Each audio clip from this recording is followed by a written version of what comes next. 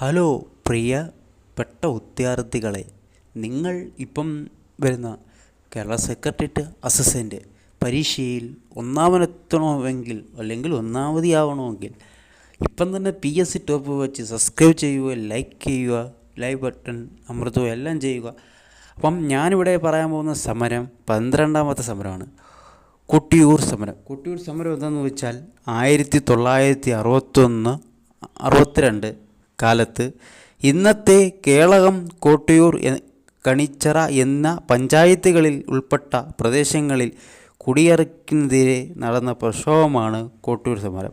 അപ്പോൾ എന്താണ് കൊട്ടിയൂർ സമരം എന്ന് ചോദിച്ചു കഴിഞ്ഞാൽ 1961-62 കാലത്ത് ഇന്നത്തെ കേളകമാണ് കൊട്ടിയൂർ എന്ന് വെച്ചാൽ കണ്ണൂർ ജില്ല, കണിച്ചിറ എന്ന പഞ്ചായത്തുകളിൽ ഉൾപ്പെട്ട പ്രദേശങ്ങളിൽ കുടിയിറക്കുന്നതിനെതിരെ നടന്ന പ്രക്ഷോഭമാണ് കൊട്ടിയൂർ സമരം. ഇപ്പം തന്നെ PSC ടോപ്പ് വാച്ച് സബ്സ്ക്രൈബ് ചെയ്യുക.